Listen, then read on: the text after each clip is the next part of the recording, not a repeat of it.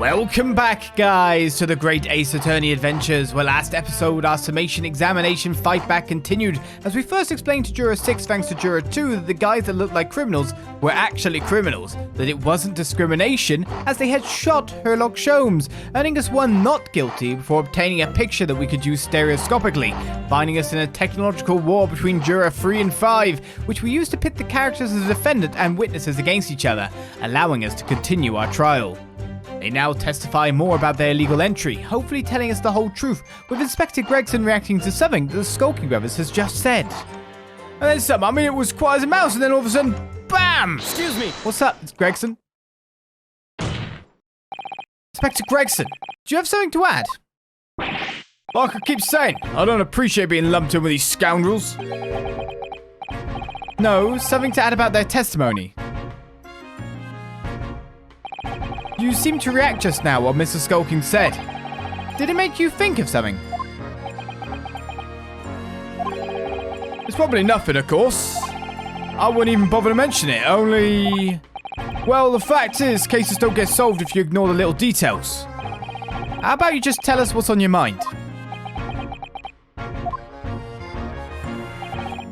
As you know, we brought these fellas into the yard for questioning last night. And the statement they gave then told a slightly different story to what they're saying now. Did it? You claimed you heard the victim shout something out before the gunshot. Might have, Gov, might have. Does ring a bell now you mention it.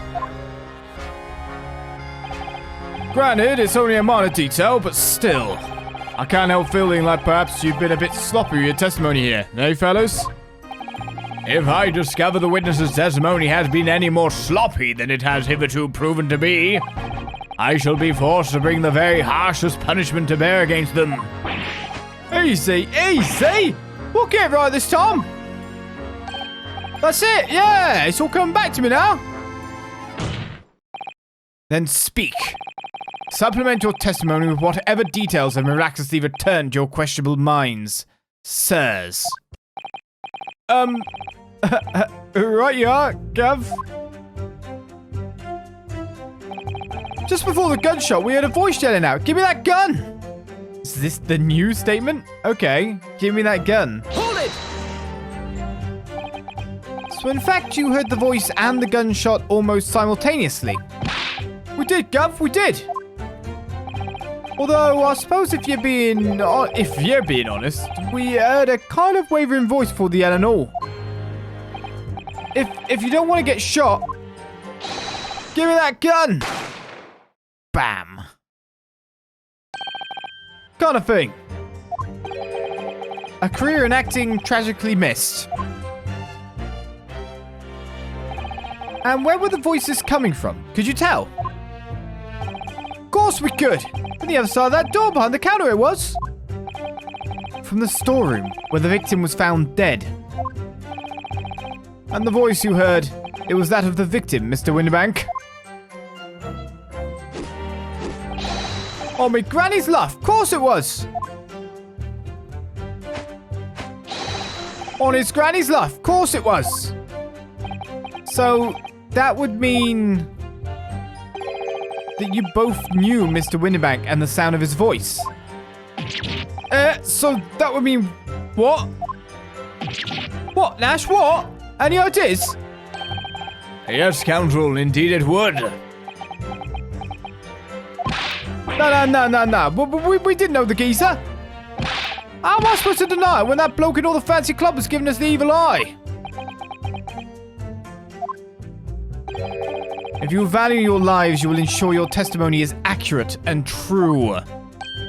On me granny's life it is! On his granny's life it must be!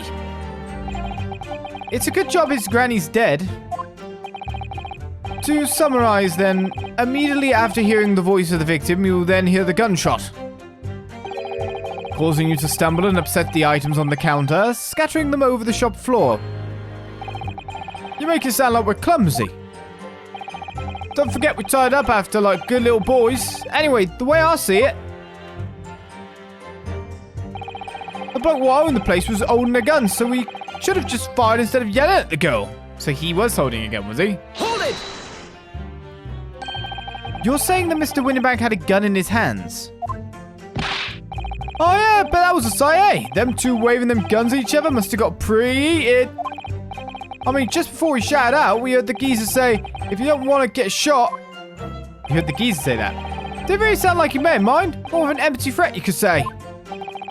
Mr. Windibank was known to keep a revolver on his shop counter at all times. People say that to protect the articles in his keeping, he'd readily put a bullet in someone's head if required. That someone being himself, of course. Good grief! Extraordinary devotion indeed, if alarmingly misguided. Well, he certainly sounded like he was ready to pull the trigger the other night. Only the person he was going to shoot beat him to it. Cooked his goose proper.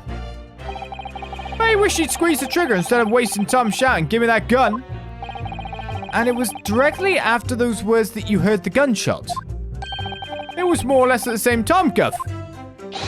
Give me that gun. Bam.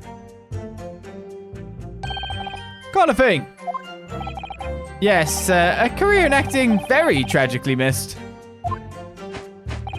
Then we heard the sound of someone hitting the deck. For everything went dead quiet. After that, we'd done a slapdash job tidying the place up. Right, I feel like we should go back here. No, but he didn't have to give me a fright. No. The bloke who owned the place was holding a gun, so we should have just fired instead of yelling at the girls. So you literally saw the scene take place. And also he was holding the gun, which is not how the scene is depicted. At this point, you're basically saying there's two guns.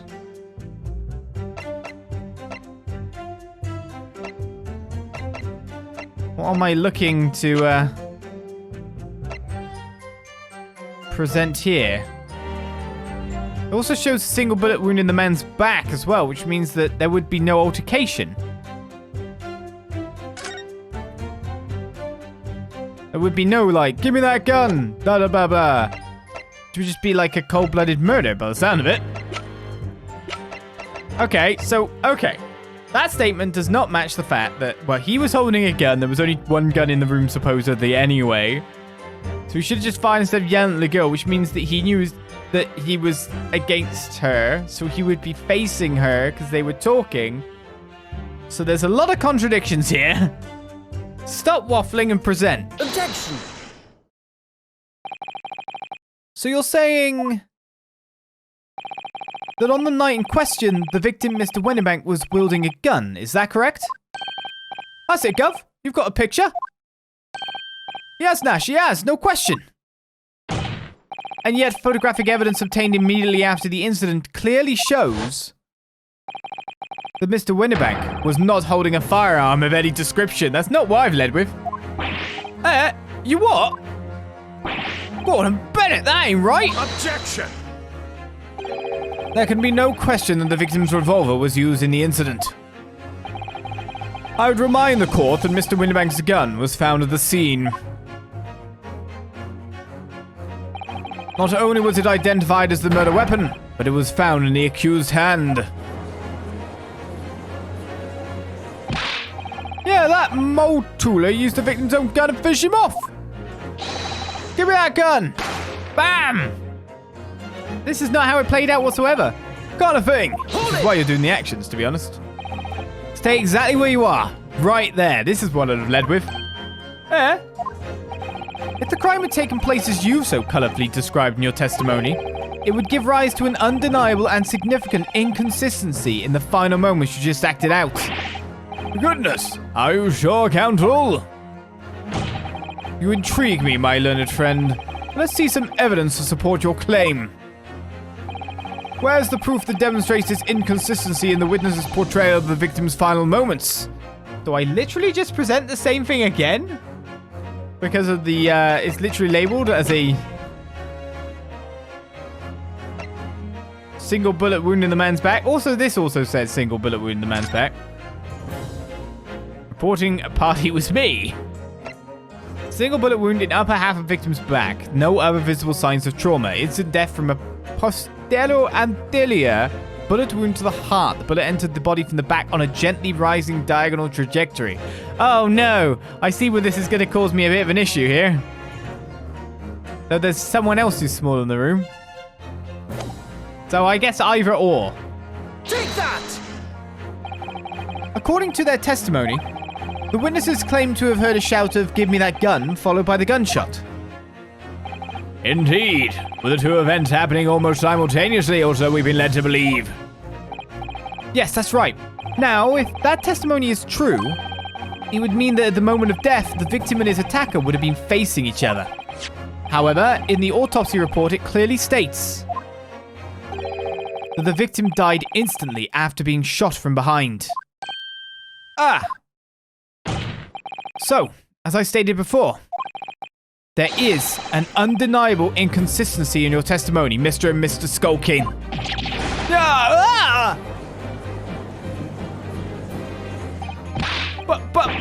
But it's the God's honest truth.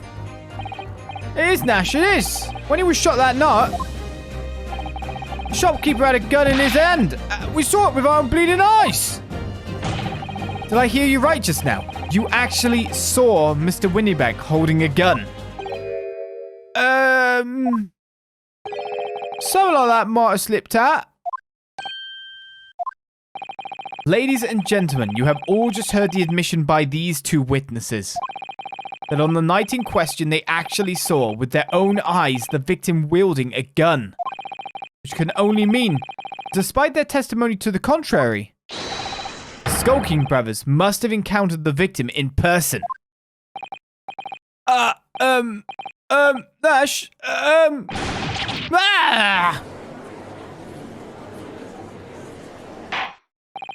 Order! Order! Order! Witnesses, explain yourselves at once. Well, the thing is, it was supposed to, would seem that my previous warning fell on deaf ears. I made it quite clear that false witness would be the death of you. Am I to understand that you replaced the untruths of your original testimony with renewed lies? Ever so sorry, Governor. Truth is, see, we, cut it out, Nash. Cut it out. If we blab now, you know what it'll do to us. He?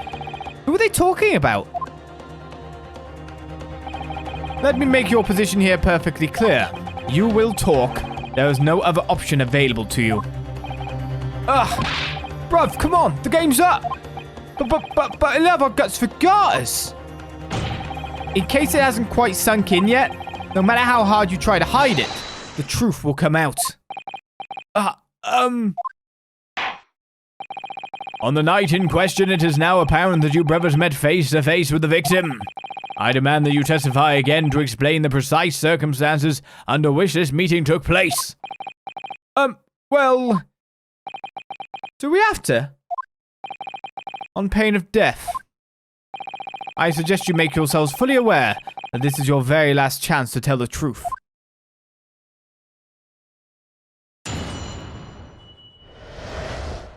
Encounter with the victim.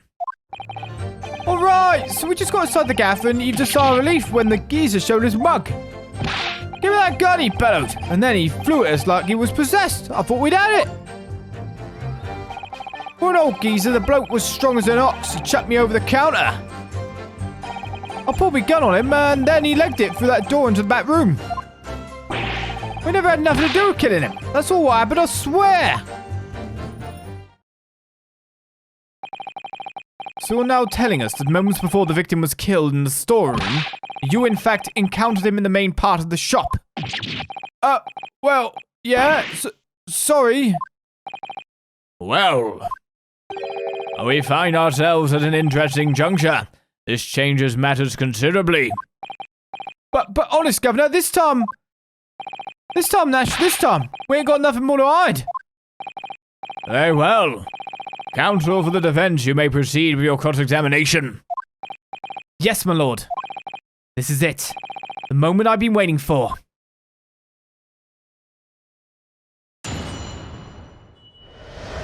Here we go. Encounter with the victim. Alright, so we just got inside the gaff and he just saw relief when the geezer showed his mug. Hold it! When you say geezer, I presume you mean the victim and proprietor of the shop, Mr. Windibank. Who else? Sorry, I mean, that's right. We was keeping a close eye on the entrance to the gaff, obviously. But we never thought no one was going to come out of the back room like that. The back room being the Pawnbrokery storeroom. Yeah, that must be where he popped up from. Only place he could have been. So it would seem the victim was already in the storeroom when these brothers entered the premises. Which means Giddy must have been in there at that point as well. But that doesn't make sense, does it? If Gina had threatened Mr. Windibank into the storeroom with her at gunpoint, then why would he have emerged from the same room all alone when the brothers arrived? Oh, I don't know. Did you see the accused at that time? What, that Motooler? Couldn't tell ya. No way, Cobber. We'd have bigger fish to fry then. I mean, the old geezer just lost it.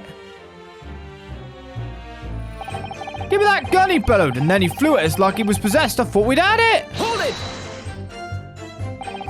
You mentioned that Mr. Windibank shouted those words in your previous testimony too. However, you claim that you heard him yelling them on the other side of the storeroom door. Did we? The truth is, he was shouting those words at you, wasn't he? Well, yeah. Was the victim, Mr. Windibank, wielding a gun at the time? Was he ever? Blimey, lummy! A great ugly barrel he had, pointed straight at me frontispiece. So what you're saying is, you definitely saw Mr. Windibank with the gun at that time, is that right? It is, Gov, it is. Spot on. Then all of a sudden, he came at us, he did. It was bedlam. I didn't know what was going through. You were clearly all going for each other. Like Nash said, we thought we'd had it. I mean... For an old geezer, the bloke was strong as an ox. He chucked me over the counter. Hold it! Yes, I noted that you mentioned the counter in your previous testimony too. Well, yeah, of course we did. He knocked over a load of books, a candlestick and some skull whatnot. I got tangled in some marionette, what knocked over a picture frame, what knocked them skulls on the floor. So in fact, it wasn't the sound of the gunshot that shocked you and made you knock those things off the counter. Well, Big Brother here went flying over that counter like a gunshot, I can tell you. Then the old geezer pinned him.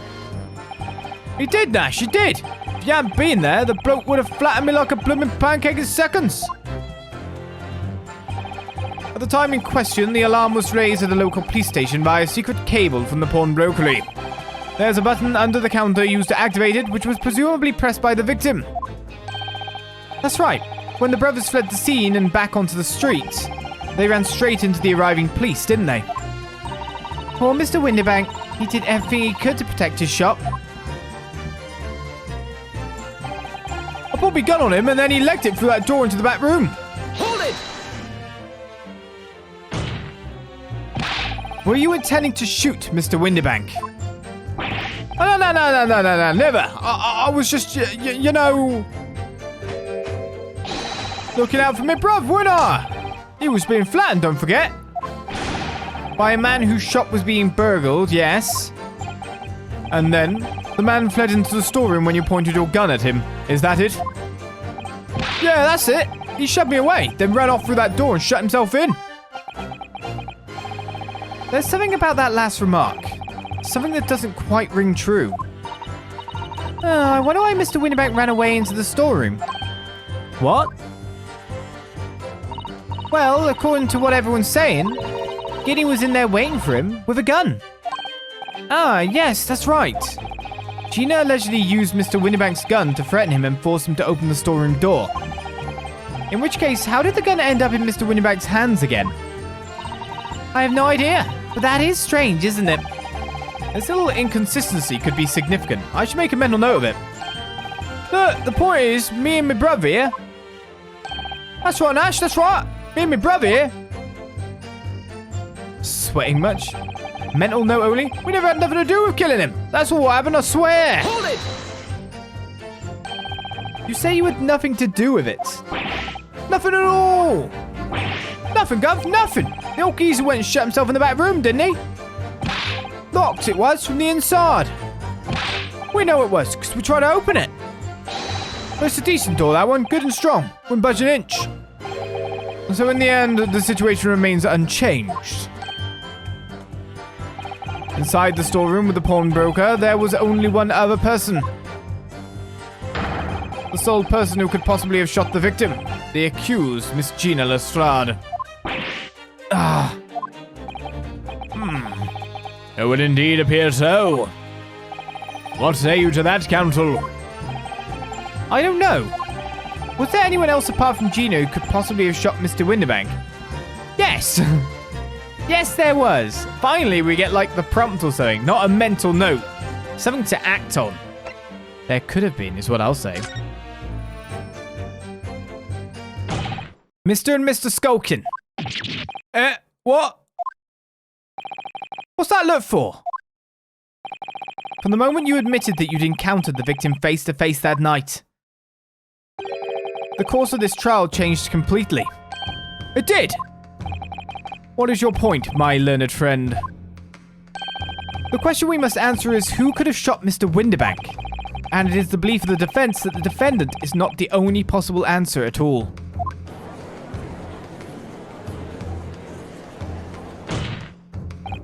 You have my attention. In that case, let us return to this plan of the premises.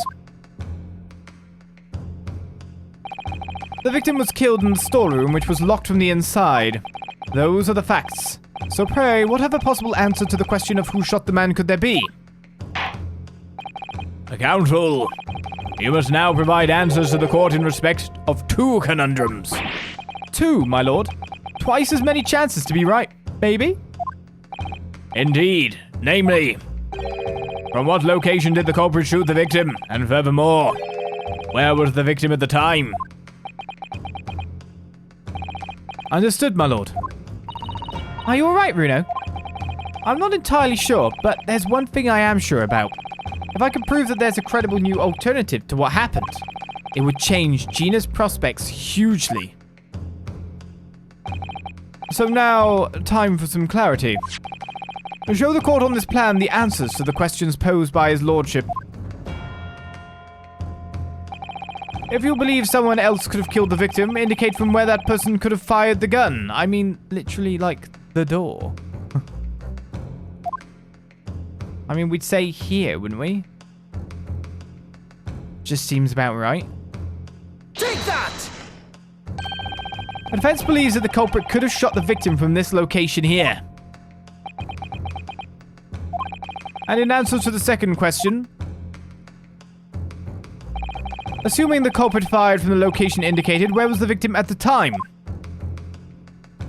We would say in here because he seemed to die instantly. Take that! Couldn't have run in after being shot, right? The culprit shot the victim from outside the storeroom. Continue. Mr. Windibank died instantly from a bullet wound in his back. Looking at the stain of blood on the storeroom floor, it doesn't appear that the body was moved after death, which tells us that he was almost certainly shot while he was in the storeroom. However, the crucial point is, where was the shooter when the fatal bullet was fired? So you are adamant that the shot was fired from outside the storeroom? Well, according to the Skulkin brothers' earlier testimony, I pulled my gun on him and they elected through that door into the back room. If Mr. Windibank ran away through the door, we have to assume that the door was open at the time.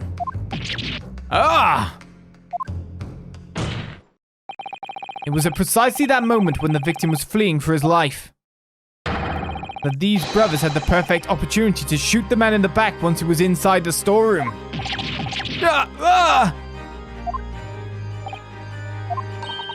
Come to think of it, do you remember what the prosecutor said at the start of the trial? Moving on to the findings of Scotland Yard's coroner.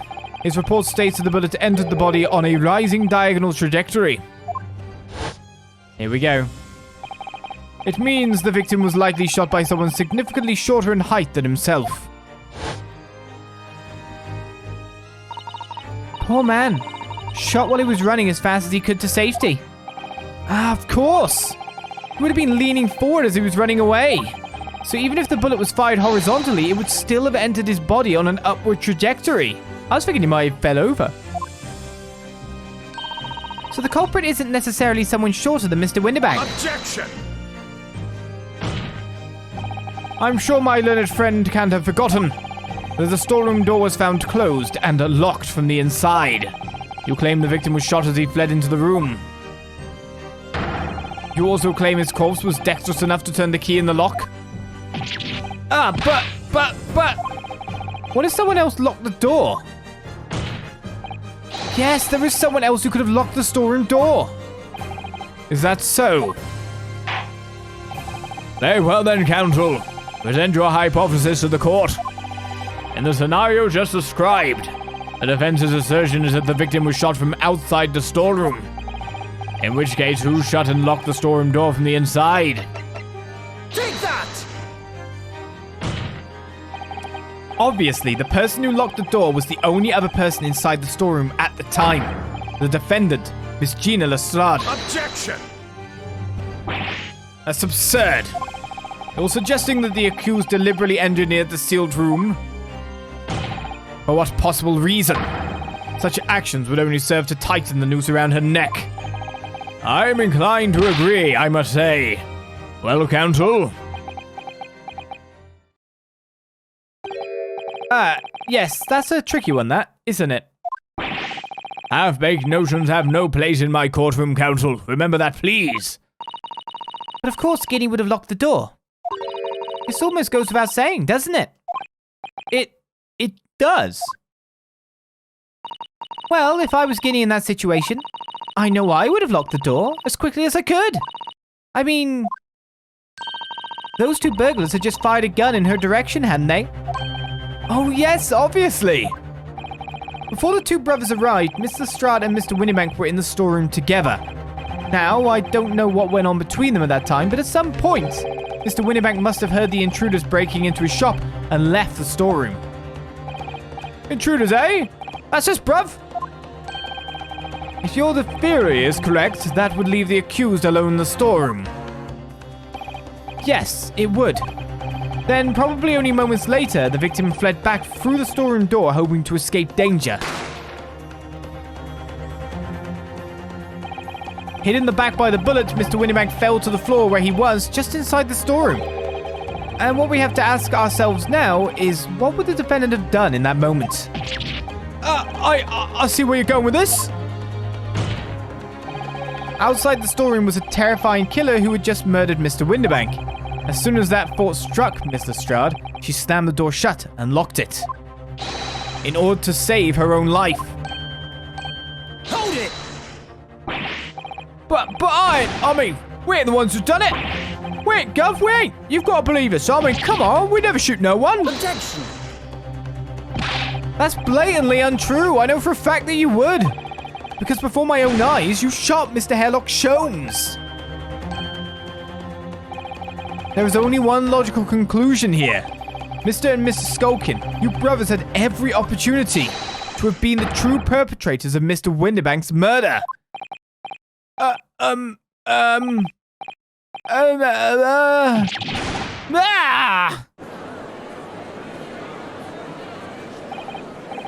Where does this leave us? You mean to say it wasn't the pickpocket who shot the pawnbroker after all? I should have known it was those three brothers. They look as shady as a dense forest. That was amazing, Runo. All the members of the jury seem to be firmly on your side now. I know. First time ever. Probably the last. Well, I think you've done it. Surely they'll have to give a verdict of not.